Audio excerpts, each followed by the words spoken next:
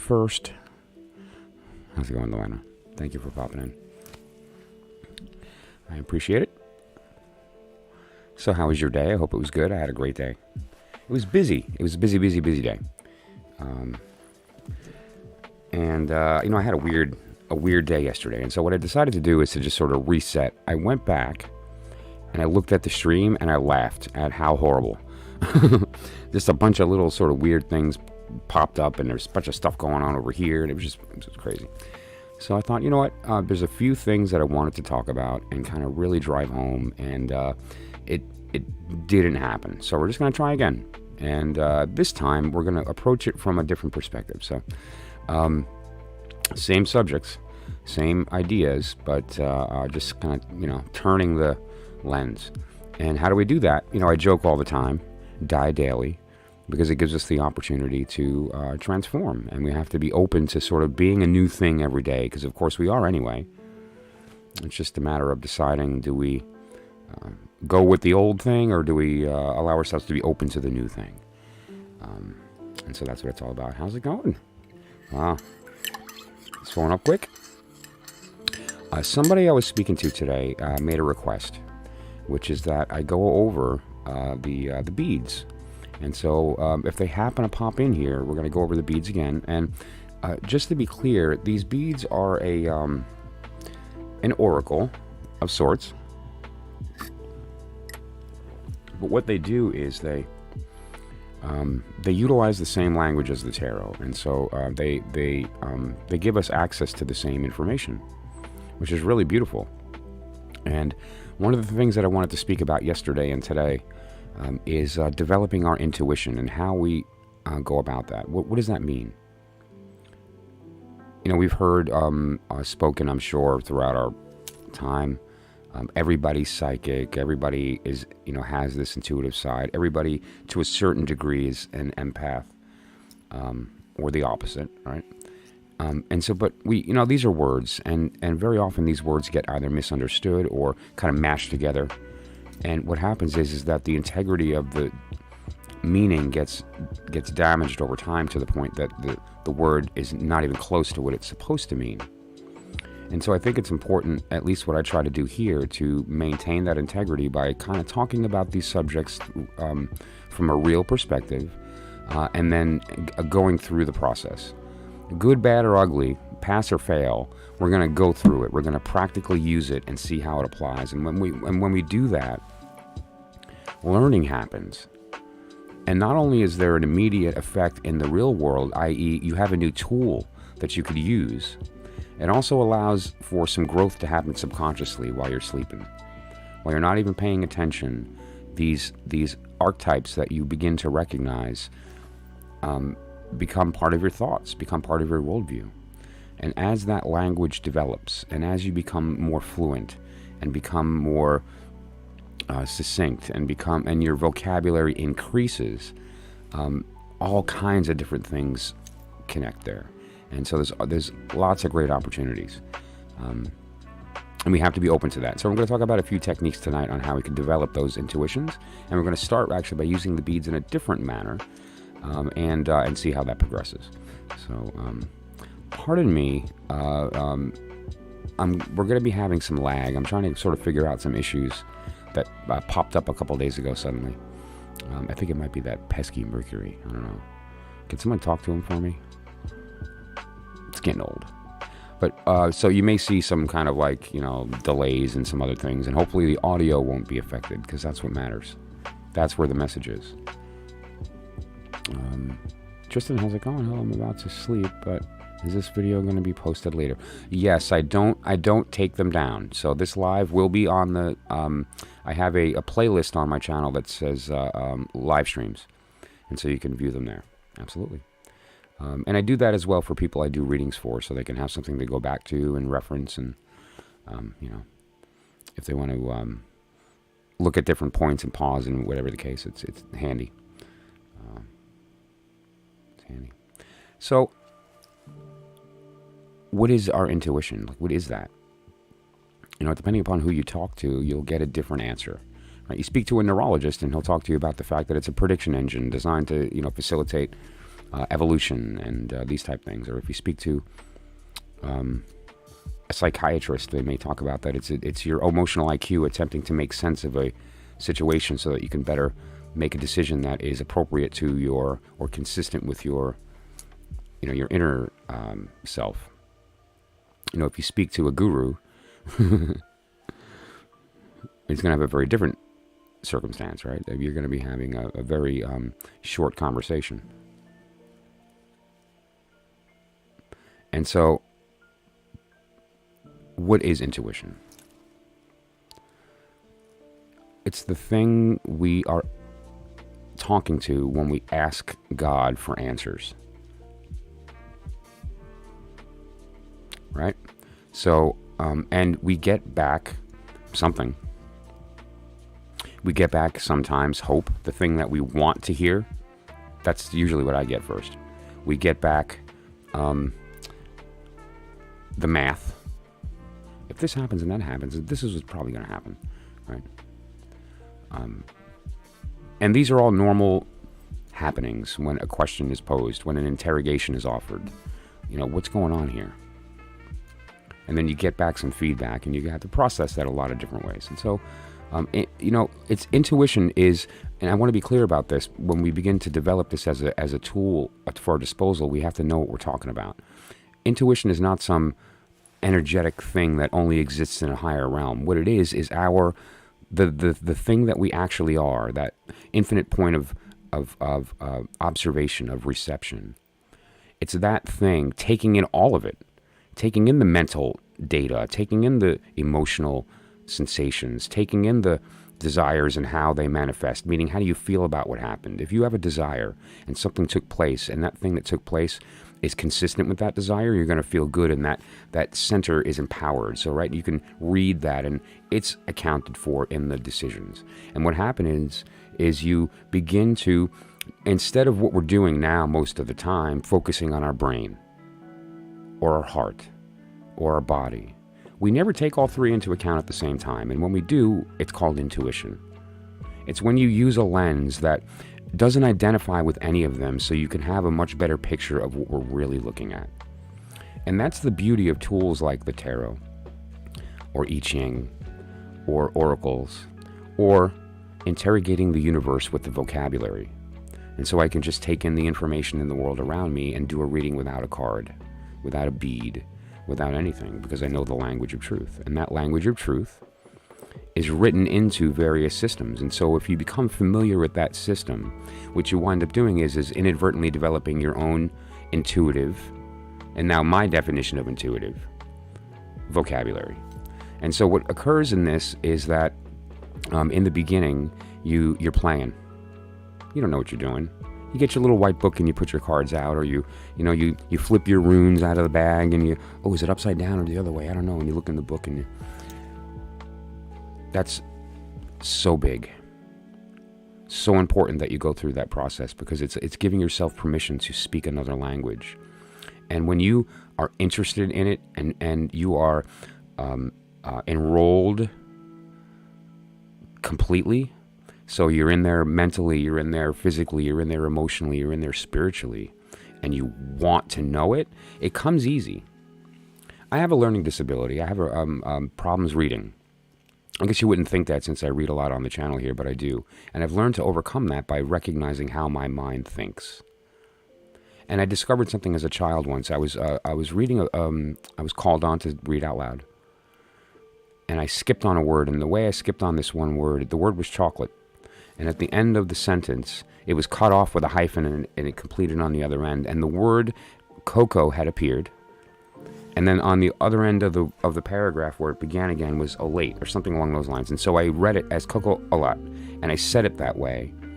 And my brain immediately recognized that that's not a word, and it threw me off, and I was emotionally affected, right? I'm in a room full of my peers. This is like second grade, and I have this weird moment of like skipping on a word. It was no big deal. And I didn't really read into it too much at the time. But what I did do is I went back to the word chocolate. And I thought, like, there's something there. And I had issues with that word for years. Silly thing. But now, an experience happened years later where I was looking for a book to read.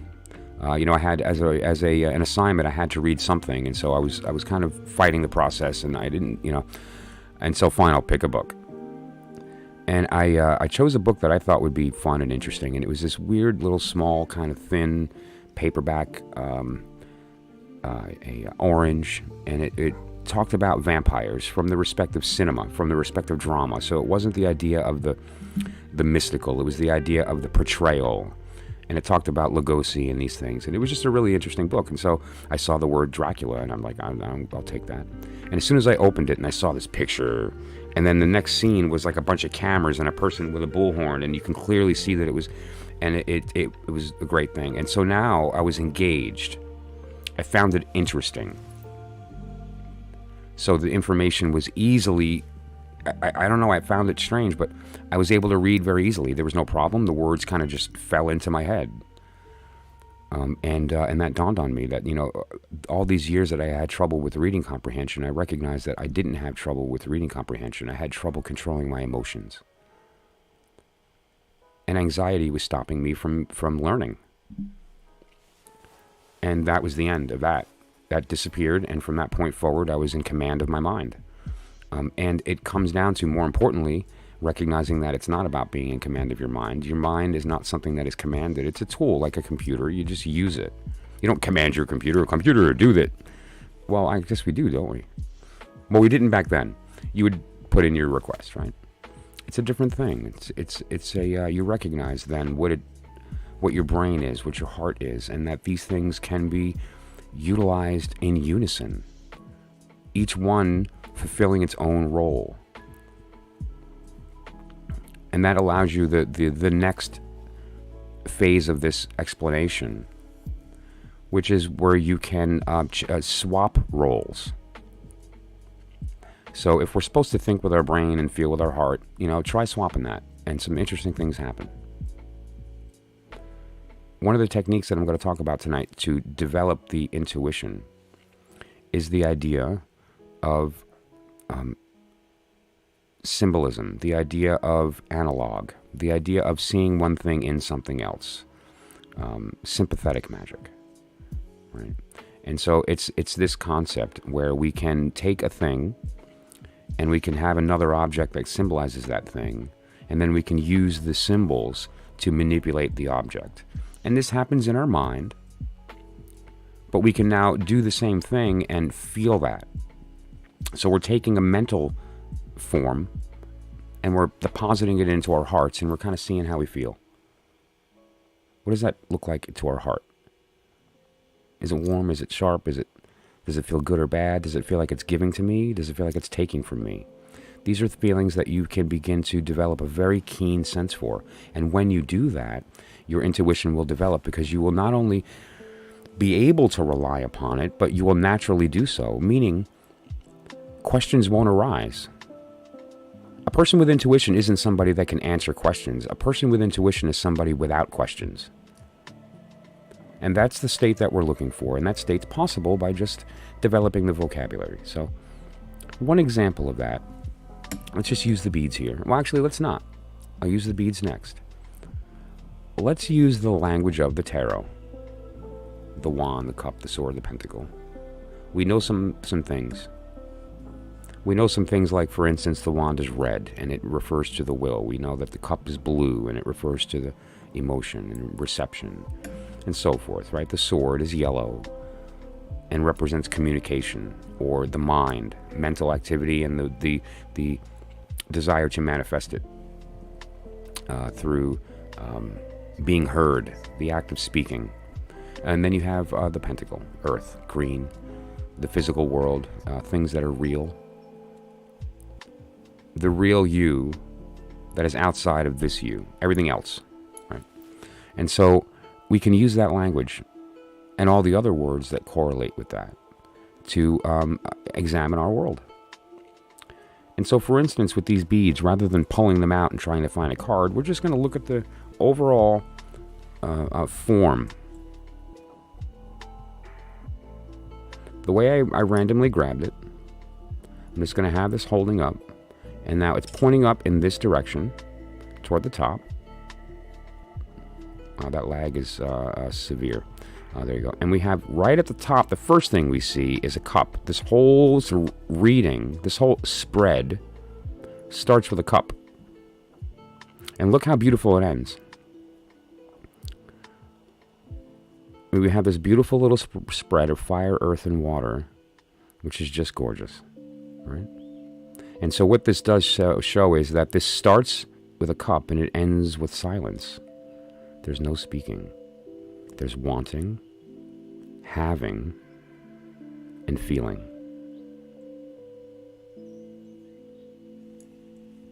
Okay? So what this is saying is that if you put yourself in a state of reception, which is symbolized by this top cup, this whole myriad is born from that. And the foundation of this process is silence. Okay, so that's an example of reading the... All right, now, we're not asking a question in that case. We're simply saying, what is the truth that I should know at this moment? And, what we can do as well, I can stir these up and just put them up on the screen, and you can have the moment for yourself. It's not an easy thing to do when somebody's talking at you, right? So it might be something that we want to do later, or maybe on my first break, I'll leave that up on the screen, and you can have the exercise during the break. And just consider as well some of the other factors here. For instance, the colors and where they clump or where they're separate. Where's there a bunch of fire? A lot of the fire is hidden, right? We see a lot of the fire is hidden underneath these here. I see there's two clumped over here. These are very separate, right? And you can get some vibes from that as well. What's next to each other, and what are the overall energies with respect to that?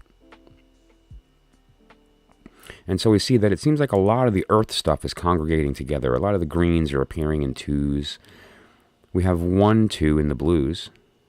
Right? We have 1, 2 in the will, but we have 2 2s in the green. So that, there's a dominance here with respect to things being physical in nature. For instance, the desires are going to want to be physical. Like, I want this thing, this object, to be made real, right? As opposed to something that would be an emotional desire or a spiritual desire. This is sort of like material, right? Physical, money related, so forth. And now these beads right here as well, these large beads have a couple of uses. When I do the spreads with this system here, they are the witnesses. Okay, and so I kind of put them aside, and they're there to kind of be part of the process, but they're not part of the reading.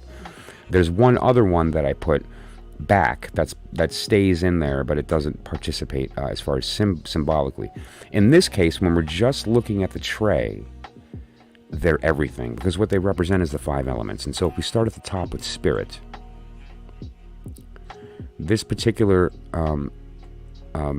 spot should be looked at with respect to what's surrounding it, okay? And that gives us the opportunity to then say, okay, well then from this perspective, what's going on here? Within the spiritual portion, which is the only thing that's real, the other 4 elements are really just the dream of this from different perspectives. But so this particular circumstance is surrounded by physical manifestation, which is together. There's actually like a gravity for that to happen. But then here you have 2 cups separated by this communication. This is 2 hearts speaking a single voice. And that is to make physically manifest the will. Okay, did everybody see how that came together? Because we're looking at that top bead, which represents the spirit, and that is the 2 cups, the single sword in the middle, which is the unified voice, in order to manifest, which is these 2 green that are combined in order to create something physical, the will, the actual, the will itself, right? And so as long as we kind of follow the train in our minds, choose it, and when you do commit to that, there are no rules here. There are no... I caught the bead. Sorry, the dog jumped up and I turned my attention in my mind. Okay. Whew. So this gives us that opportunity to throw away the rules allow our artistic, the right brain side, the part that doesn't care about the math. I don't care how the clock works. I just want to know the time. When you're squinting and looking for shapes in the clouds, friendship is one heart. Yes, that's true. That's kind of the definition. Friendship is when you look at another and you recognize yourself in them. And if that's true, and it is, then there's only one heart to begin with, right? So that's absolutely true. Ladies and gentlemen, boys and girls, and puppies, the one, the only. Milo Vistas, yeah. Thank you for popping in, Missy. I miss you. I miss you, my Missy. What's going on? Hello. That reminds me of that movie with Ben Stiller. Hello. What was that movie? What's her name? Meg Ryan. Meg Ryan being all dark and mysterious with her mascara. Being a vengeful ex-girlfriend. That was a fun movie. Matthew Broderick being a horrible example of what not to do when your heart is broken. I don't know the movie. Someone's gonna remember that movie. Good stuff. He builds a projector and he projects his ex-wife's and the house on the wall. It's crazy. It's funny though. But so you get the gist though. You get the idea of what we're talking about here. It's the matter of giving yourself the openness to the fact that we can kind of use and make up our own symbolism. And thankfully we don't have to in this case, because the elemental symbolism built into virtually every body of knowledge related to truth, divination, any of these things. Brianna, how's it going? Thanks for popping in. I'm really, really, really, really glad you're here. We get to sort of decide on that symbolism, but some of them have been provided already, and they've been through the ringer, so to speak. They've been used for thousands of years. They've gone through the process of refinements, like Crowley correcting the order in the trumps. And it's important. Santa Mara, how's it going? So, just be open to that. And be open to saying, okay, well, what are we looking at here now that I'm gonna just use that vocabulary in everything I see. And so let's take a look at this now. I grabbed it, and then it moved around, and a bunch of beads fell on the desk, right? And so now it changed shape. Things have changed. The last time we read it, which was just a couple minutes ago, things have changed. Nothing will ever be the same again. Aren't you curious to find out? I am. Let's take a look. So if we now consider that this top bead of these 5 beads, the 5 larger beads, this top one represents spirit. What is it now surrounded by? Just a moment it was surrounded by the 2 hearts unified by that single bead in the middle, which was the sword bead, right? That was over here on this area. And then that converted into the physical manifestation of will, and there was a will here. But now it got all moved around, it got all shuffled, and now look at this beautiful symmetry. Look at that, look at that. See that beautiful symmetry? With the cup, the 2 and the 2. It just kind of came out kind of in a pretty symmetry. But we have something interesting here. We have this little guy creeping out that wants to be seen, and this other one is kind of underneath and like is a little hiding. So here's what we're looking at. Let's read the cards. We have 2 cups on either side of the spirit. 1 spirit, 2 cups, but now there's a totally different circumstance here. There's almost like polar opposites. This is like complete feminine energy that's being the speaker, the one being heard.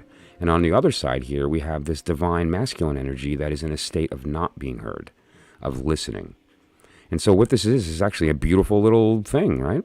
And it's pointed up. There's all kinds of stuff going on here. And so now, if we look at the different ways that you can interpret this circumstance, it really just requires you to shake up the moment, let the dust settle a little bit, and then say, okay, what am I looking at here? What's happening? Like, what's actually happening? Because what's actually happening is what you decide is. There is nothing happening. And so it's up to you to give it meaning. That's what we do. And we're very good at that. And so it's important to decide who's the author, who's the one that's writing the story, because the author literally creates the universe. It's the your participation in the creation of the context gives form to the universe. And so if you are not the author, if you are essentially giving that agency to a ghostwriter, then you don't get to decide what the story is. You have to read it and you have to go with that. But if you take agency back and you recognize that now my goal is to, regardless of the popularity of the book, write my story. And if you like it, read it. And if you don't, then please criticize it, because that's great press. You don't have to like it. And at the end of the day, that's what we're here to do. Recognize that the story's real and then become the author. And when we do that, we take authority back. Because what is authority? The source of the authorship. Right. Now, I'm going to speak a couple of times tonight about intuition and what that means. I defined it pretty specifically at the beginning of the stream here, and you should continue to bring that definition as we go forward. It's not some psychic process. It's the unification of all of the different centers coming together. Where's that Melanie? Where's that beautiful baby? Somebody wants to be heard. Get over here. Oh, Arlo, that's not nice. See, Arlo doesn't want to be messed with. Come on, babe. See, you scared her now. See what you did? He's in a state of rejection. Mwah. It's okay. I'll hear you.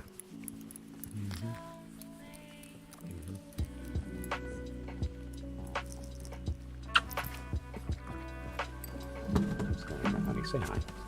Say hi. Okay.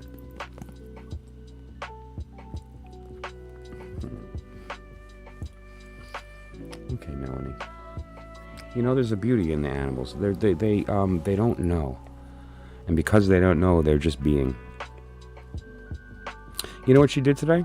She ate my bat. You know my bat that I had on my desk here? I moved it around for the holiday. I had my little bat, and she said, "Nope, I want to eat it." And then her belly went, no, she didn't want to eat that. And so then I got to, do some spring cleaning. I love that. Right, puppies?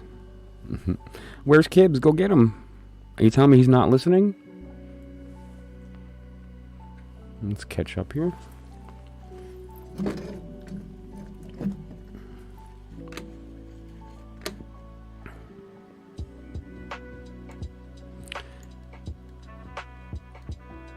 Addicted to Love, was that the name of the movie? I don't know. Just to be clear, this was Matthew Broderick, and I had it before, and I lost it. When Harry Met Sally, and Meg Ryan. So it's Matthew Broderick and Meg Ryan. She's kind of dark and mysterious with her mascara and have blonde hair, short-cut blonde hair, and she's like an angry ex. And he is also infatuated with his ex-wife, who is dating her ex-husband.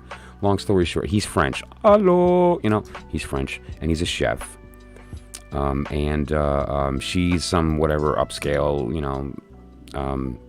long story short, he builds this thing. Apparently he's an astronomer or like a physics guy or an engineer or whatever. He builds this astrolabe with a big lens that literally projects his ex-wife's house across the street through a window onto the wall, and he watches and listens to her. And then he develops this relationship with Meg Ryan, who finds out he's doing that, and then she's totally in on spying on her ex-husband. What a movie. Anyway, so if anyone knows the name of that movie, please put it in the chat, because it's killing me. And if I open up a web browser, it's going to blow up my stream. So can't have that. Puppy is cuddling with me too. Aww, the little black and white one. He's a cutie. There was a black and white Chihuahua in my life recently that passed. That's why Melanie's here. Her name was Macy. And Macy was the sweetest little Chihuahua you ever met in your life. She did not know pain ever. She was born into a family that did nothing but love her, and she died being loved. Okay, Addicted to Love. Well, that said, I need to watch it again because it was hysterical.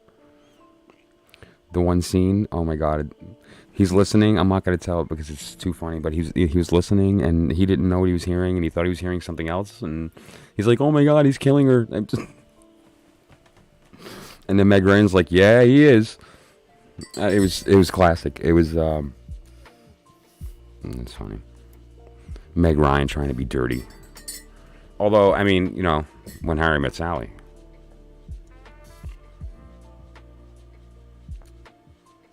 I mean, it's funny stuff. So,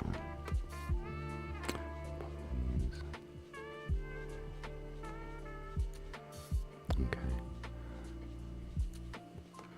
Let's go back here. Is that Tanamera telling people to hit my like button? Who's cooler than you?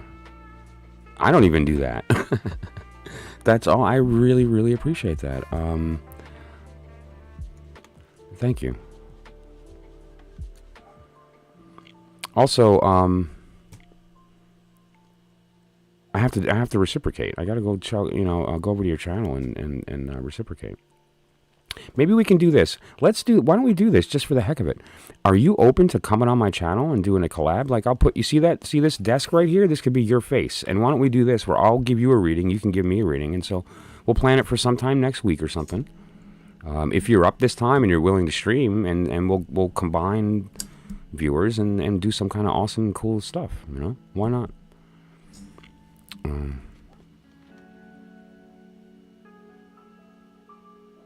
Okay, I think I'm pretty caught up here. City of Angels. Oh, don't speak that movie. Powerful. Yeah. But, truth. Truth. Remember the movie Michael? Does anyone remember that movie Michael with John Travolta? It's truth, man.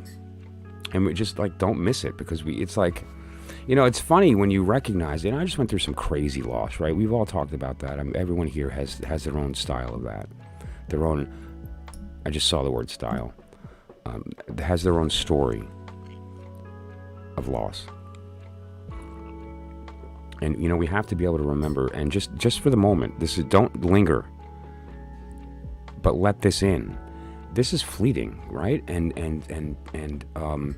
we can't forget that, and we have to appreciate the purple. Don't miss it, right?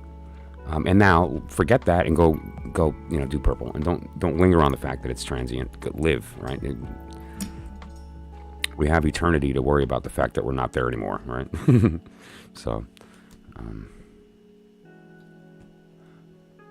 yeah, not different movie. Yeah, that was a different movie. Great movie, though.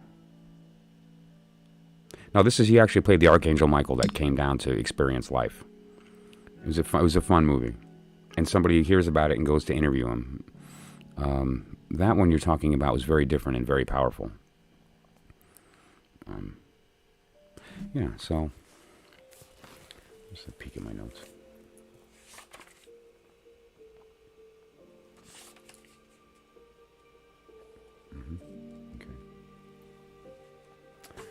You know, there's one last technique I want to throw in that we were talking about as far as switching your perspective and some of the value that can come from that. Shadows. Shadows are very cool because shadows provide us with two different perspectives at the same time. And there's very few things that can do that. So, for instance, if you take a silhouette of an individual standing in a pose that isn't symmetrical, what you now have in front of you is what that person looks like from both sides, which we can never do. You can't stand and look at a person and see their front and back at the same time. Yes, you can. It's called looking at their silhouette. So how you do this is you would find a shadow. It could be your own shadow. So make a pose, whatever, and make sure that there's some level of severe chaos. It provides a lot of opportunity for this to happen. So what you wind up doing then is saying, now, if I'm looking at it from this perspective, is that arm in the front or the back? Is that leg in the front or the back? Like, if I was looking at this person from the back, then this leg would be in the front, which means that it's this way instead of that way. kind of idea. And you can begin to flip your perspective on, am I facing them or are they facing away from me? And so look at silhouettes of shadows. Look at silhouettes of shadows of dogs and cats and people in different poses. And by studying silhouettes and flipping the direction, so to speak, can train your brain to be flexible in that exercise. And you can begin to do that subconsciously, archetypally. So it's not something you're just focusing on when you look at a shadow, but it's something you focus on when you look at ideas, when you look at emotions.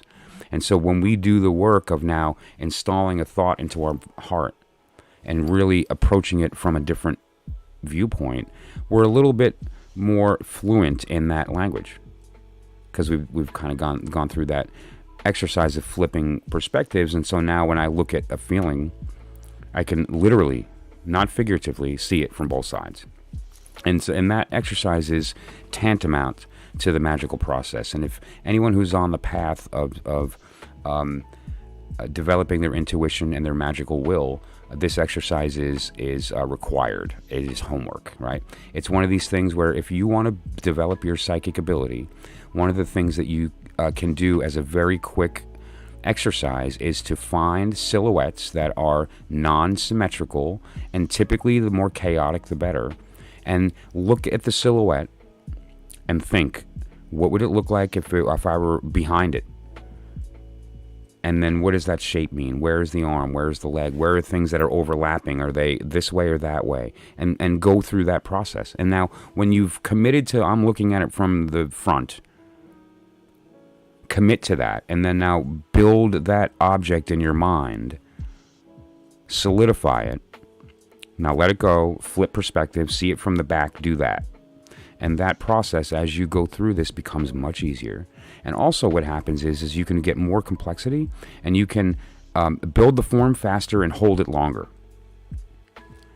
And why would we want to do that? Because when we're approaching the magical process, when we're enrolling the universe in our will, we need to make sure that shape is as solid as possible, as sharp resolution as we can, and so the way to do that is to build that faculty. We're already doing it right now. This is how we experience the universe. This is how we experience the totality of our world. We're either the speaker or the listener, and the one that's speaking is the one creating, right? And so, you've got mail. Who's got mail? I've got mail? Not me. So the idea, though, is that we can do that, and we should do that. Let me catch up on the chat here. Plants, yeah. Mm-hmm. Well, that's what they do, right? What do plants do? They take in CO2 and they put out oxygen. It's beautiful. And what do? We take in oxygen and put out CO2. It's a beautiful little conversation, isn't it? We're actually always speaking and listening to the trees. The magic I talk about all the time, about that conversation happening and letting the energy build, is occurring right now with the trees. Take a breath. Exhale. The breath in was the oxygen from the plant, and exhale was the carbon dioxide back. And what does that mean? Let's talk about that for a minute. It's actually much more profound than people think. When I inhale, what am I doing? I'm taking in the oxygen from the plant. The plant gave me that air. And now what I'm actually taking in is the thing that I'm going to become. And let me explain that. When you inhale, you are inhaling nitrogen and oxygen. When you exhale, you're exhaling carbon and oxygen. In N, out C. And now what we're doing is we're keeping certain things and getting rid of other things. And so the process of breathing is actually taking in the atoms that your physical form is made of. You thought you're made of the stuff you eat? No, you're not. The stuff you eat leaves. It leaves. It does not stay. Right? When you go to the bathroom, that's the stuff you ate. So you're not keeping it. The stuff you are, the stuff you keep is what you breathe. You are not what you eat. You are what you breathe. And what do you breathe? Plants love. The love of a plant. Hear me. Okay. Hear me. Okay. Some of them love us so much that they give us color to let us know. I love you so much, I want you to see me. Please see me, please.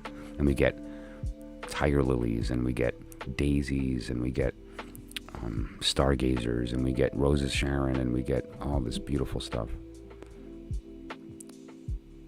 We get lilies and roses. And so, we have to participate in that. We owe it to ourselves. Otherwise, we're going to miss the opportunity to create our world. And we're going to let somebody else write our story, and that's no fun. Not me. There's my pen. It's right here.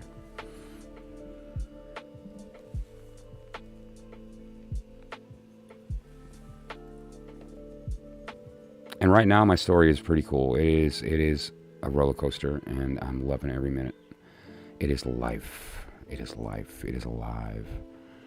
It is real. Who's alive in the room right now?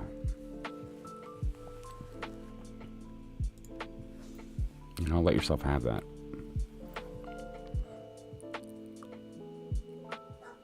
Charcoal. Charcoal is special. It's what's the word? Pentacle. It stays, right? It's not just one of these things where you paint and your job is to kind of get rid of the strokes. The charcoal is the medium. It is the stroke, and it's real and gritty, and it's diamond. Charcoal is diamond. You are drawing with diamond.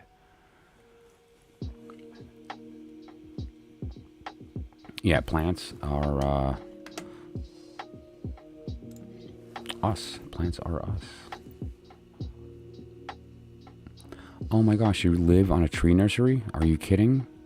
I'm coming over. If I get in the car now, what time is it? Alright, I'll be there by breakfast. Oh, that's awesome. That's great. Yeah, you know what? We're going to have a conversation about kale. Who eats kale in the room? And I want to like it. I want to like it, but I challenge you to try to get me to like it. And I'm very open. I'm a very open person. I do not prejudge. I give myself the experience twice. The first time is the palate is confused. It's new, it's exciting, so you're experiencing it differently. The second time is when you can actually say, all right, now I know what I'm eating. Train the palate. But I can't. I've tried to like kale. I've even had people say, why don't you just soak it in olive oil and fry it?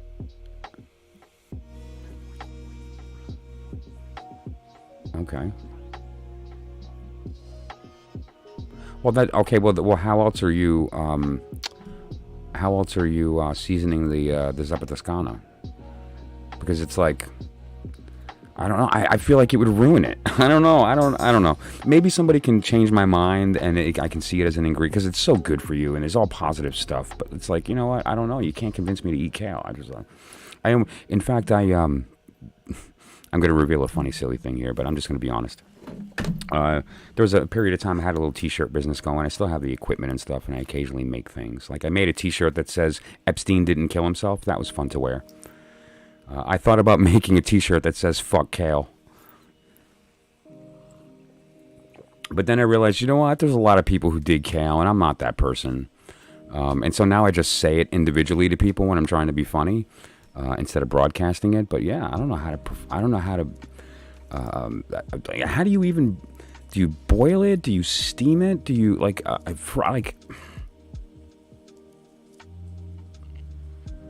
can't we just leave kale for the rodents? Just let them have the kale.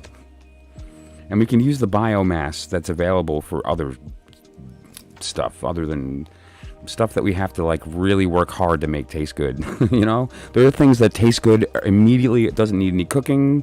Nature's candy. One of my favorite things when I was in Vermont, Marshfield, little town right out of St. Johnsbury, in the north central part of Vermont.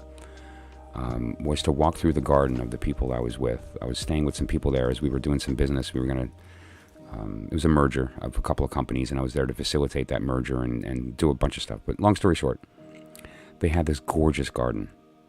And my favorite thing to do was to just walk through that garden and pick off a snow pea and pick off a strawberry. And I mean, it was really, you want a snack, go take a walk. It was great. It was something. Kale chips. Yeah. I don't know. But someone mentioned that actually, and there's some truth to this. Some people are light people and some people are heavy people. And I'm recognizing that I'm a heavy person. I enjoy dark meat, and I like my meat burnt. Like I like it heavy, well done, right? Or some people drink their coffee where it's mostly milk and sugar and a little splash of that flavor. And some people, like myself, I drink it black with sugar. And those are heavy and light people, and no one's wrong. But you'll find that if you are a heavy person and you eat too much light food and don't satisfy that part of yourself, nutritionally that can become an issue if your body it necessitates that and you're not providing it. And so it can lead to this sort of unnatural state of want and can lead to other behaviors to satisfy. And so you got to it's something as simple as knowing if you're heavy or light. Egg flour soup. Dandelion? Are we talking about dandelion? I like dandelion soup. Or do you mean egg flour like egg and then flour? Because that would be nice. That would be like a rich, creamy soup if you cook the flour properly. That sounds kind of tasty, actually. Yeah, the only steak I eat rare is filet. Yeah, right? Oh well, that's not food, love. That's not food. I don't know who's trying to fool you into that, but I mean, that's not what your body needs. Your body needs something that used to be alive. Taking a pea off of a plant is the most beautiful, wonderful, correct food you could eat. It is still living when you consume it. There's life in that food. It's not just matter that went through 14 alchemical processes to make it into a product that could be profited off of. It's life. And the further you get from that, the worse. Each time you process that, it's further away from nutrition. And the alchemical process is dangerous in the middle. The thing you're starting with is what you are. The thing you end with is gold. The things in the middle are very dangerous. And so when you start cutting and changing and evolving and all these things to this stuff to try to get to some fake food, poisons pop out of that we use for like chemical processes, and things pop out of that process that are so toxic that we use it to like clean, engine parts. And then in the end, there's food, quote, developed, and that's just interesting. But we can't forget that we have the power to say, okay, let's try an alternative. And the first time you go through that process of grabbing a canned something and a fresh something, come on. I mean, just look at a turkey sandwich, right? And that's all you need. It's true. And there's a necessity to it, unfortunately. Canned food, with respect to how the planet is situated right now, economically, where there are large, dense pockets of the world that don't have the infrastructure and don't have the capacity to grow food, that need the food from elsewhere, and based on getting it there, that's the only way, is for it to be sealed and packed, right? I guess a better idea would have been for us to intelligently controlled ourselves, that we don't have this many people on this small of a ball. This ball can only handle so many. We need to slow down. So, although I had 3 children, so I contributed to that. But yeah. So let's do this. I want to do a quick reading just for the heck of it. using the beads. Now, I already read these looking at the tray, and I didn't go through the whole pentagram. I just looked at the top bead and said, if this is the spirit, and what is it surrounded by? And in this case, it's surrounded by, you have basically double will in one cup and double manifestation in the other, and the one that's speaking is the feminine, right? The pentacle. And then, before that, we looked at it before it got shuffled around and some of the beads fell on the desk. And so now what I'm going to do instead is actually grab 2 beads. And what those 2 beads are going to represent is a court card. And then from there, we're going to learn all kinds of goodies. And what this is a really, really powerful technique for reading tarot. Because this can be applied to the same idea, can be applied to the cards, or it can be applied to our environment, like I did before, to a tray of beads. Now, in this case, numerically, I was, it's specific, right? I put 6 of each color. So there's 4 colors with 6 beads, and then there's this, the 3 elements that's witnessed. It's there as it's symbolic. This is not used during the tarot portion of this kind of readings. So, let's take a look here. Who does anyone have a question that they want to? Okay, I guess yes has a question. So yes, go ahead. If there's anything specific, then put it in the chat. Otherwise, then we'll do a general, and I'll give you a sec to kind of type that in. And I'm not sure how long my delay is, but something tells me it's long. I wish I knew how to grow a garden. That's a poem waiting to happen.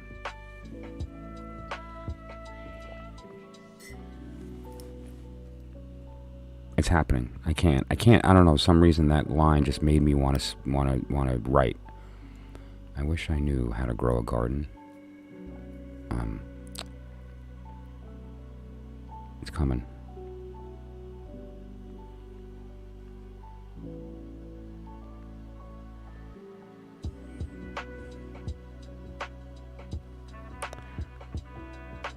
I wish I knew how to grow a garden.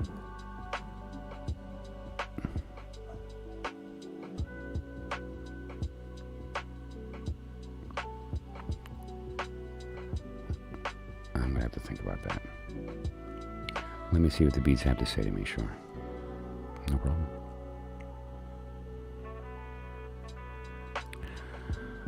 I wish I could grow a garden.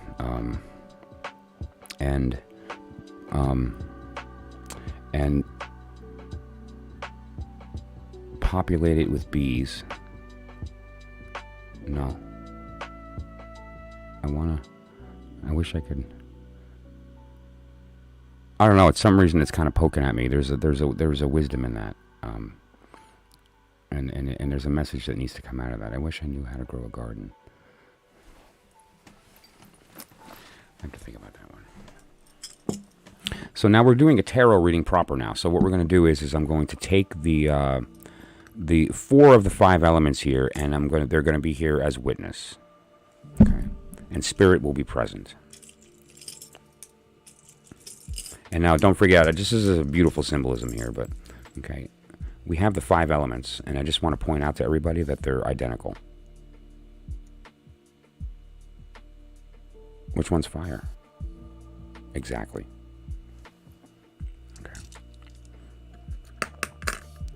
And so they'll be present and witness.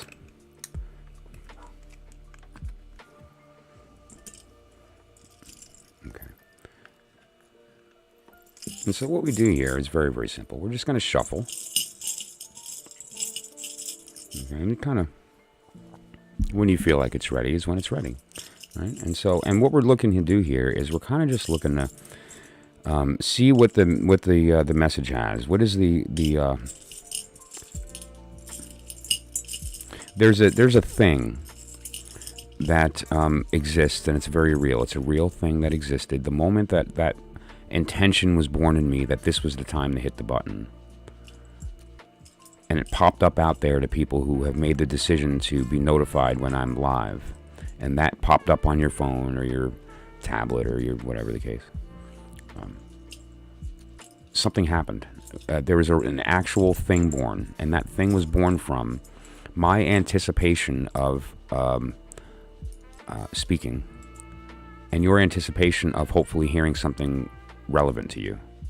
And so, that said, there was a want and a have that occurred in that moment, and so something was born from that. Anytime that there is a divine union, something is born from that union. That's just reality. And so what we can do then is now take that energy that was born from the union of all of us getting together here and kind of decide what is our combined knowing. There is one. There is a combined knowing that is our voices unified, speaking to all of us. And so that's the thing that we want to know, right? And so what I'm going to do here is I'm going to pull 2 beads, and now don't pull them both at the same time because that can be confusing on which is which. We're choosing a court card, and so what that means is the first bead is going to be the station. Princess, Prince, Queen, King is based on their suit, so to speak. More appropriately, their elemental energy. All of the princesses represent earth, no matter what suit they're in. So the Princess of Wand is the earthy part of fire. The Princess of Cup is the earthy part of water, and so forth. And what does that mean? That means that she brings into physical manifestation the thing, the wand, the cup, and so forth, the will, the mind, the voice. Then you have the princes. All of the princes represent air, the communication of, the desire to speak it, the desire for it to be known. It's a mental exercise, but also an exercise of will being executed, being utilized. So the sword represents the wand in the real world being used, right? Hear me. And so that's the prince. And so anytime you see one of these, that'll be the prince. Anytime you see one of these, that's the princess, right? And so what we're going to do is pick one bead, and we'll determine that. Then we have the queens. All of the queens represent the watery. So the Queen of Pentacle is the watery part of earth, okay? And so forth. And finally, we have the knight, or the king in the Rider-Waite system, the knight, and that is represented by the wand, and all of them represent fire. So in this particular case, the Knight of Cup would be the fiery part of water. Steam, right? So you get the idea. And what we do is we're going to take one first, and then the second one will determine the suit. So first we'll shuffle. And now we're going to shuffle that the intent has been put out, that I'm looking not just for a message, I'm looking for the message that's the unified voice of everybody that enrolled during this and is present for it. That's what we're trying to do here. That includes people looking at this video in the future. Recognize that. Okay? You're still part of the process. Temporally, it doesn't matter that it happened here or here. The fact is the whole thing already happened at once, and so we're together. Hi, Mom.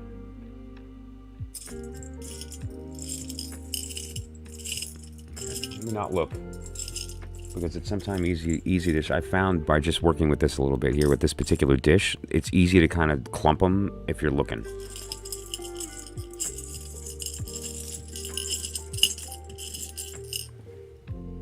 Okay. We have a knight. The knight is the king, and is the fiery energy, the will. On the higher, we'll see what the suit is.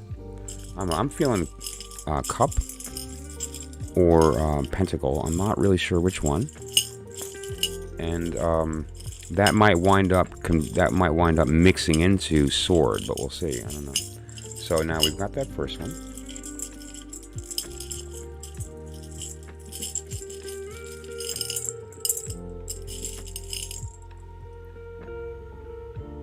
Pentacle. So what we have is the Knight of Pentacle. Okay. So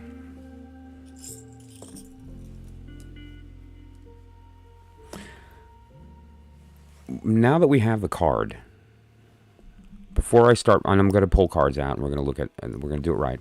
But before we do that, I know, again, we want to look at the fact that what we're talking about here is just the language of archetype. And what we have here is a couple of things happening. These two happen to be completely polar opposites, and what's beautiful about that is that, for instance, this means speaking, and this is it's a different state than listening, because it's physically manifest. It is stillness, so it's not listening. It's kind of like neither. This is the state of rejection. Reception is the cup, right? There's another kind of state of rejection, which is, and I don't know if rejection's exactly the right word, but I use that term because it's related to the fact that somebody who's speaking is not in a state of listening, right? And so that's the point. And so the active listening is the cup. This is not listening. There's a stillness to it, though, and that stillness, there's a truth in that stillness. But now what we're looking at here, and you'll see that there's a quiet energy about the King of Pentacle. The King of Pentacle is speaking, but in a different way, not in the voice. And it's actually quite elegant, the way it's depicted in the Thoth system, and so I'm going to show that card. But we also have the idea here of, and just elementally, the fiery part of Earth. And so the fiery part of Earth relates to Earth that is in motion. The Earth is moving. But all kidding aside, things that, did you hear the dog barking on the truth again? I love my Chloe. It's the idea of, for instance, maybe lava, perhaps tremors, right? The motion of Earth, mountains being moved, mountains being formed, windstorms that shape through erosion over time. You know, there's a lot of concepts here, and what you have to do is just go with the one that hits you true, and then don't question after that. Once you've gotten the sensation in the heart, there's no reason to mentally get in the way of that process by trying to analyze it. Do that literally as a separate working. Like, do not even let the brain into the situation at first. Later on, you can let it in. But at first, it's not even necessary. So we're looking for the Knight of Pentacle.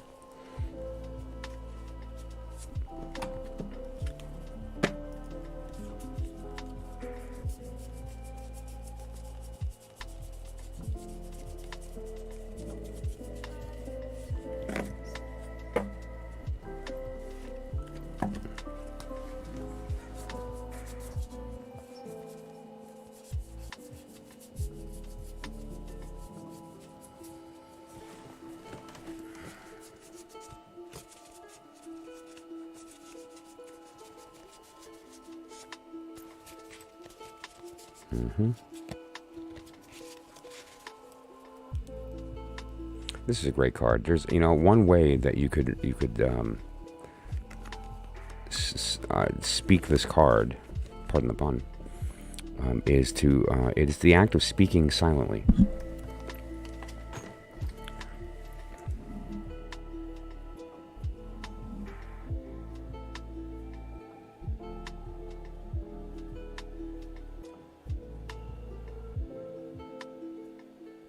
I like his shield.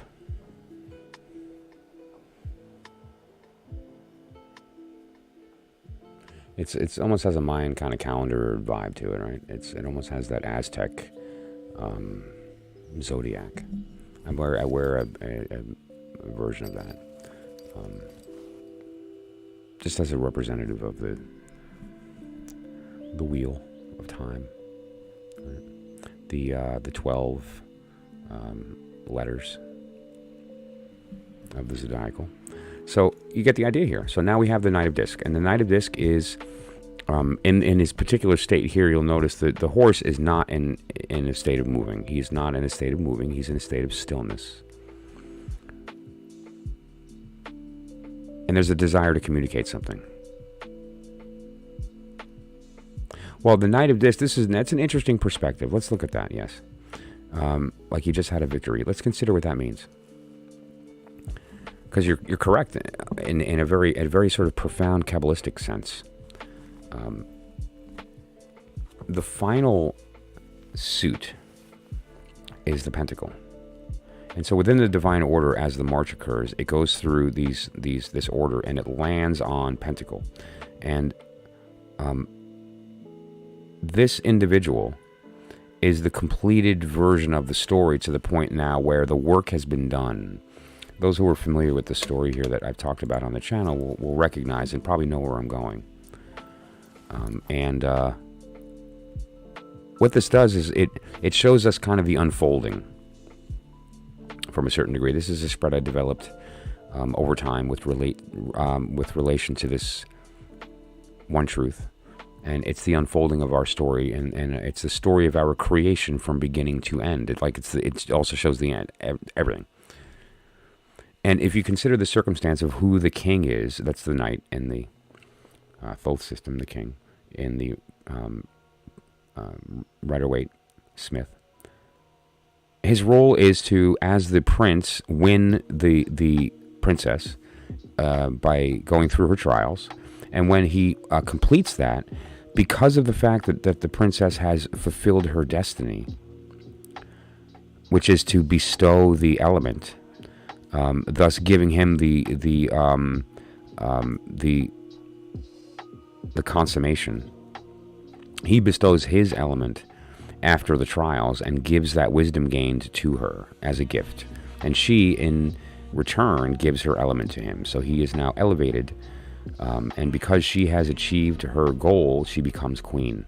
Now, since they are together, he is elevated to king. And the king, in the act of consummation, provides the gift of the advisors to the queen, and she is pregnant with that knowledge. And the king, for various reasons, is no longer in the picture. He's gone. He passes away, or he passes away.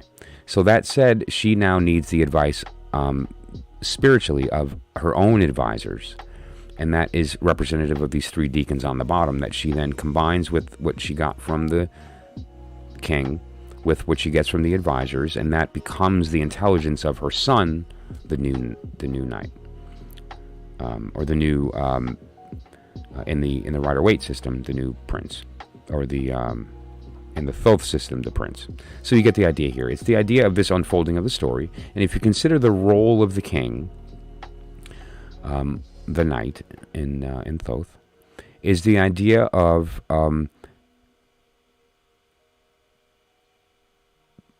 fulfilling the role of passing on the knowledge gained through the work. And it is his desire in this particular form. This happens to be my story, my individual story. My king is the wand. The one we got today, though, let's just be clear.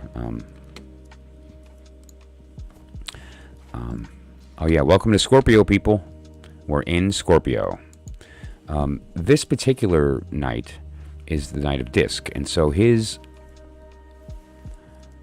the thing he's attempting to communicate silently is to be brought physically manifest. It's kind of like make this thing here now real.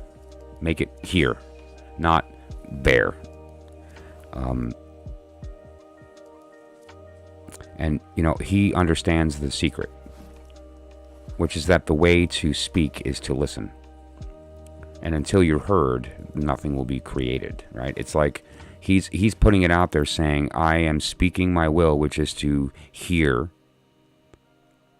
recognizing the magic, that the reality is that by doing that, you become the speaker, recognizing that you are speaking. You are the thing that is being heard also. So he's in that state so he's speaking silently. It's a beautiful representation of that, isn't it? Like the Frida Harris totally got that. in a very beautiful way. And there's a stillness. But there's also, he's ready for the battle. Like, he's not done. He's going to continue to fight until he can't anymore. And that's good. Because, you know, what's next after this is the unfolding. We get the 2, the 3, the 4, and so on. And it begins. Now we've got that, but now let's find out some more. And how do we do that? We go to the wheel. So we have some diagrams that we can use. I like this particular wheel. It's a chart that has been radialized, turned into a circle. And so it lets us like go all around it, right? We can look at the information in a very quick, succinct way. And so let's find the Knight of Discs. And that's going to be on the outer wheel are the court cards. And you'll see the Knight of Discs basically in the bottom right quadrant toward the top there, near Virgo, Mercury, near the Sun and Leo, and that area there. That is the Knight of Discs. And so what we're going to do, let me pop up my diagram here, and so that we can actually see...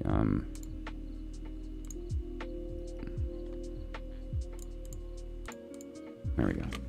Okay. There it is. And so, all right, well, we don't need the vortex stuff. Okay, and let's get rid of... that.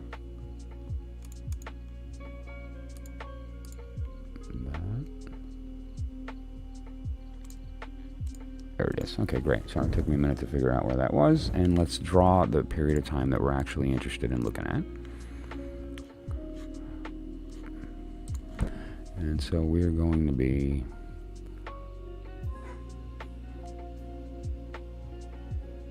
Knight of Disc. Okay, there we go. I'm just going to draw these lines here, and that's to just show you the separation of where the Knight of Disc is on this page. Okay, and the intent of that is to kind of also show these different connections.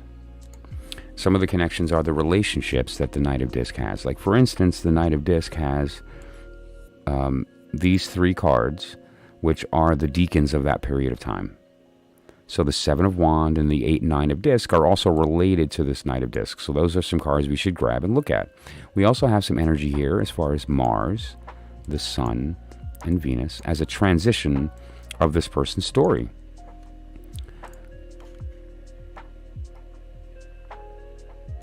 So as the Knight of Disc goes through this process, he's going to be enrolling these energies in that. He's going to be invoking, evoking, walking within, and it will be the environment with which he navigates or attempts to navigate. And based on various criteria, we'll see these things unfold. But now you also, if you notice, we have this falling underneath that. Let me just draw a line to make sure that it's clear visually. I'll change the color to red. We have these 2 signs right here. Okay, and these 2 signs are the Leo and the Virgo. Okay, and we are emerging as Leo, and we are then leaving in Virgo. And so a majority of this energy is going to be the earthy Virgo stuff, but we're coming in as Leo fire first. And so it's like coming in running, and then recognizing that the 9 of Disc is a very good card, and then we move into the 10, which is completion. It's the end of the tarot. It's the last card of the tarot as far as it's the bottom of the tree. It's the end of manifestation. You're at the bottom. There's nowhere to go but up. And so you consider the transition of that period here. So and now there's some cards. We have the Knight, the 3 deacons, the 2 majors, Leo and Virgo, right? What's Leo? Strength, right? What's Virgo? That is the Hermit. And so those 2, you've got this running, in, and then stopping and realizing you're alone in the dark, right? And then going through that work to wind up with the 9 of Disc, which is a great place to be because it's Venus and Virgo energy. Come on. It's like walking in thinking, yay, and then recognizing at the end that, just love. So, and the whole thing being ruled by Mercury, those discs. You're coming in Sun energy and you're leaving in Mercury energy. The whole thing is beautiful. And now that's all of that learning has been brought to you by 2 beads, right? 2 beads. That's it. And why? Because we know the language of tarot, and that language speaks the truth. It speaks to the one truth, therefore it works. Very simple. And you'll know if it speaks to the truth or not by seeing the story. If you see the story, it's there. If you're having to stretch and you're having to squint and you need a magnifying glass, it's not there. If it's clear as crystal and it's just like speaking to you all over the place, like it's your job to hear it or not, but you know, it is there. And so you've got an oracle that you can utilize that's actually functional, right? This oracle is beautiful magic. You know, and now I love how this one came out because it's not those little glass beads, and I always had to use a bigger bowl than I wanted. I always wanted it to be small and something, which actually this would be a perfect size, right? Wouldn't that be a perfect little size? So you can just like pull it out and almost like grab a couple of, and just, although maybe the beads would be too small. We want to be able to guarantee that we're only picking 2, one at a time. But yeah, so. But there it is. That's one example of its usage. And again, there was somebody who asked for a reading with it that may or may not be here tonight. And if they're not, then I'll do it another time. But if so, and they pop in, I'm going to do a quick reading for them with it. But isn't that great? And I'm going to talk about tomorrow how to use it to generate hexagrams for the I Ching, changing lines, the whole bit. A lot of fun. Good stuff. And, you know, be open to the creative process of developing your own oracles, because that process is so much fun, and you'll make 5 or 10 different ideas that are crazy weird, and 2-3 of them are going to be major mojo. And when that hits, it's cool, and you can like really use it as a tool to develop that intuition. And what that intuition gives us is the power to grab any divinatory system and run with it and know that. Because once I have the idea of the Rosetta Stone, and I know the tarot is this language of element, polarity, gender, transition, astrology, numerology. I mean, it's like what have I missed? It's everything. And so it becomes this translation tool for now. If I see in the world orange, what do I know now because of tarot? I know that orange means the combination of divine mind and will. Is it red-orange or orange-red? Is it more on the yellowish or is it more on the reddish? That means it's more will or more communication. Same thing with blue-greens and shapes and all kinds of stuff. It's great. Do you see a triangle pointed upside down? That's a cup pouring down divine love. Do you see a triangle, like this? So it's receiving. You know, it's the language, and you already know it. You were born with it. That's the language that was used, that your brain used to lay these thoughts onto to create the thing we speak. But it was there before that. It's infinite. It's real. You were the queen in that story, were you? Okay. And there's a couple. Therefore, then. Which queen was it? Because in this particular case, the princess is going to be the wand. The prince and princess of wand turn into the knight of disc and the queen of sword. This is queen of sword. That would be the queen of sword. So yeah. And, if anybody has any techniques about that. Crystal grids? Oh, so good. I laid one out on my desk today. That's so cool that you said that, because I do that often. And but today I put one out. The ones I do are temporary, transient, feel the vortex, and then put them away. It's in this box, all the parts for it. There's a couple in here, too. This is an oracle box, but I also have some goodies in here. I got all kind of goodies in here that I use, right? For doing exactly that. Build your temple. But if anybody has any questions with respect to the process, the thinking, like why 5 beads, why this, why, let me know. Reach out, phone, email, text message, WhatsApp. Psychically send me love, because I love when people do that. I feel it every time. Stop it. I'm ticklish there. And we can talk about that, right? And I'm happy to share this. Now, I do plan on, because it really is so pretty, recognizing that the beauty of it matters. And so I thought, instead of just getting down and dirty by making my own oracle, I think I'm going to find some sources locally that have decent semi-precious, so we can make maybe a garnet bead, and possibly, well, there's a couple. I mean, maybe lapis. Lapis is a bit soft, perhaps, but yeah.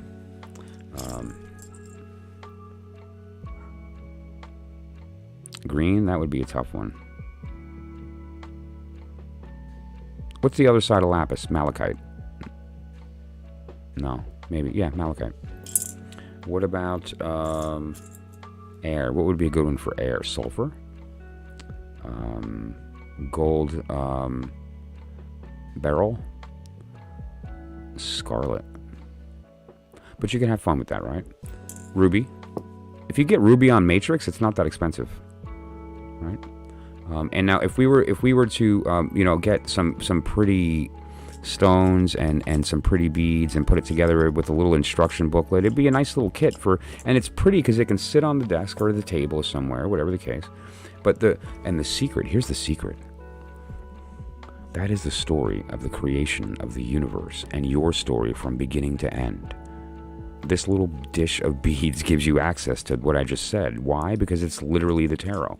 And what do we know about our court cards? How could you say that, Michael? Where's the smalls? The smalls emerge from the courts.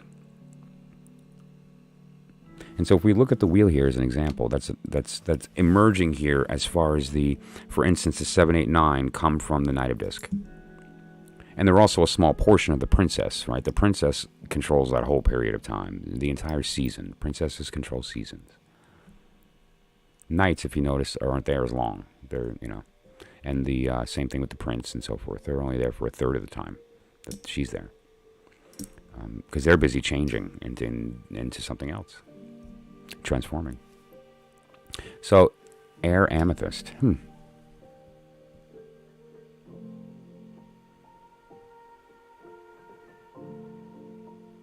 Why not? Why not? So that's where the small cards are going to evolve from. And then again, we have our majors, because we have Strength and Hermit in Leo and Virgo. So it's all there. I'm not kidding. There it is. This is the totality, right? It's not half.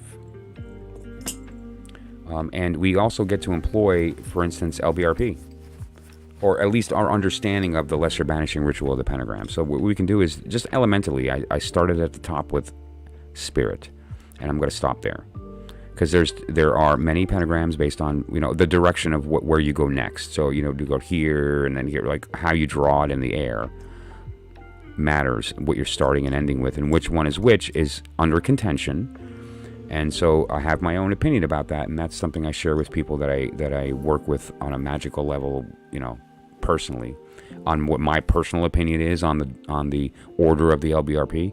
But if you have an understanding of which one is fire and water, and you're comfortable with that order, what you can do is use this dish to say, okay, I'm in Spirit, which is now surrounded by 2 cups, 2 pentacle, and the pentacle is the one talking. That's where the communication is. And there's this little bit of will kind of in there as well. But you can read that as Spirit. But now let's just say, for the sake of the conversation, that this is fire. Let's just say that for some reason, right? And we can see what fire is surrounded by as well, and read that. We have dual wills with dual communication in 1 cup. 2 voices, 2 wills, 1 cup. And that 1 cup trying to be filled by 2 wills and 2 voices is not going to work. This is not a state of listening. This is a state of one's rejecting, no, they're both wanting to be heard, but there's this one voice in the middle. It's actually quite beautiful. But now you can then look at that, because that's the card, the position in the reading of fire, which would be representative of the will, right? And then the next one could be, say, like water, as an example, or air, and then just kind of see what's surrounding that particular larger bead, because that larger bead would represent one of the major elements, or for instance, the position. So the wand position would be the will, and so forth. The letter of the name, the Yud He Vav He, right? Fire, or air, earth, or whatever, however you order that. And so it's quite beautiful to consider that this little pile of beads is quite literally a holographic representation of your entire creation, destruction, and recreation in one. It's very beautiful. And so please, anybody who would like to reach out, if you have any questions about the process, or you want to bounce ideas, and we can provide this to the world. That's why I'm kind of just showing it off to people and saying, hey, go make one. Go get a bunch of beads. You need 6 beads of 4 colors. That's it. So just get 4 different types of bead that are similar in size, that are all different color, and you've got an oracle. I made mine with this bead in the middle that I happen to have. It was an earring that I removed the backing on. And it's really just 3 seashells cut in half with some adornment. But what I see is the 3 petals of the Aleph Mem Shin, the 3 mother letters of the Fool, the Hanged Man, and Judgment. And so it's representative of those 3. Because don't forget, everything manifested from those 3, which all manifested from the 0. So this represents that aspect. The Hebrew letters of the unfolding of the alphabet, which is, don't forget, the universe was spoken into existence, and so it's really made of words, letters, right?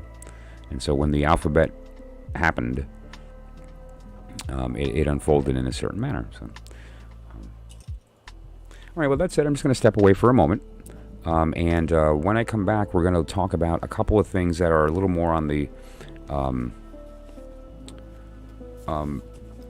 not on the practical end, but on the in the heart. We're going to move to the heart, and then we're going to move back into the brain. This was more brain, and then we're going to move into the heart, and then back into the brain.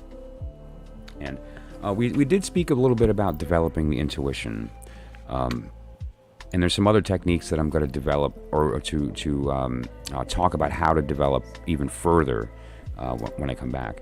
But one of the bigger things that I want to speak about is the source of knowledge. Where does the things that we learn come from? What is that source? And is it a source that we can become friends with, to develop a relationship with, to engage in a way that we can get that information better? Because I talked about in the beginning of the stream having a reading disability, and how I overcame that, and I'm able to so easily read and retain information where it was so hard when I was younger. I found the secret, and now I can read very easily in public. I don't have fear of reading words out loud, and I'm able to consume them while reading them, which I did not have that capacity when I was younger. It was very frustrating. And yet now the techniques that I've kind of out of necessity have developed, I believe can be communicated. And it can help people potentially with dyslexia, potentially with anxiety, and other issues that are really the thing that's causing you to have an ability or an inability to grasp, can be cured, can be fixed, and can actually become an asset. And so that's what we're going to speak about when I get back, and that's basically the source of knowledge, and which is the source of knowing. Those are different things, and knowing is the goal here. That's why we're here. We're here to stop wanting. We're here to stop doubting, and we're here to know it.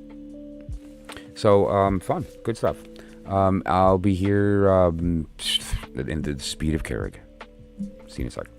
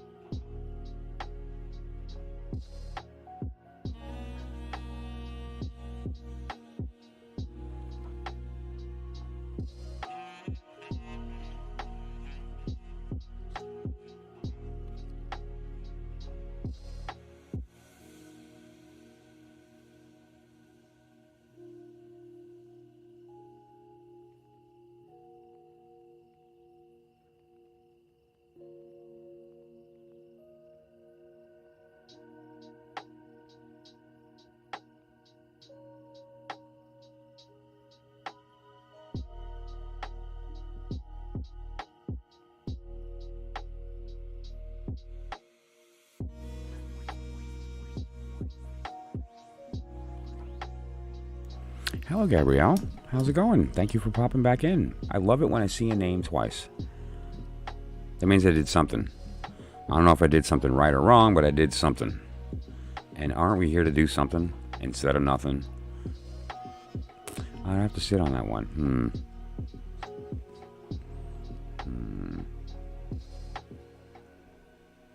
Of course, nothing is something. No, let's not go there. So, how's everyone doing today? I tell you what, you know what I spent most of my day doing? Decorating for a Halloween party that we're having at our church. That's right. I hung up a bunch of tarp with the intent of scaring the hell out of children. And I can't wait. Guess what I'm wearing? That's right, with a cloak and a hat. It is ominous, especially when you do one of these.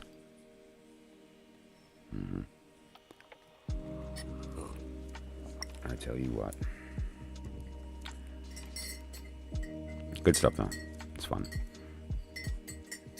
And then we have a blast with music and food and, you know, like karaoke and stuff. It's a lot of fun.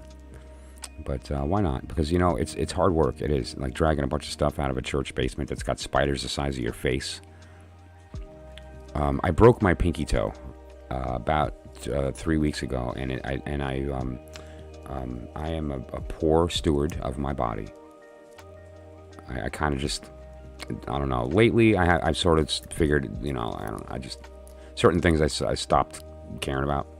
I don't know, it was weird. And my foot was one of them. I don't know, I just didn't. And so, but the problem is that my toe didn't really heal right, and it hurts to put a shoe on. So I'm wearing sandals everywhere. And so I've got sandals on. And now I'm the young strapping lad in the church, right? Everyone else is older and like 60 plus, 70 plus. They're not getting up there.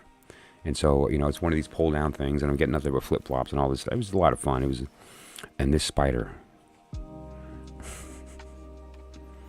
huge. It was so big, take away the H. It was huge. Size of your head. It was this big. Anyway, so I'm not sure what breed it was, but I don't care. I just didn't want it on me. And so now I've got to do this. Like, we know what people are waiting. A bunch of people showed up to like hump stuff and like hang stuff and do stuff. And so, where's the stuff? The stuff's in the attic, and Michael's going to get the stuff. So, but it was fun. It was fun. And you just you make friends with the spiders and say, listen, I don't want to kill you, but I will. But all kidding aside, it's like, you go there, I'm going to go there, I'm going to grab that box, and oh, you're not moving, so I'll grab that box later.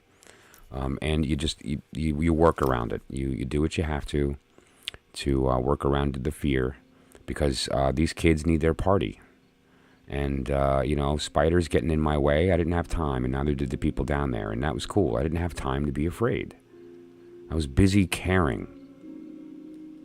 And guess what? Courage happened. And I just went, got this. And so it was time. I had to grab that last box, and that son of a bitch didn't move, and he was this big. All right, buddy. You and I both know that I know that you can jump 6 feet. And so as soon as I hit 6 feet from you, you can touch me. Like, so we can be friends. This doesn't have to get violent. And I went over there and I grabbed the box and he didn't move. And then he did one of these. Just like, all right, you're good. We're good, bro. Listen, we're good. So,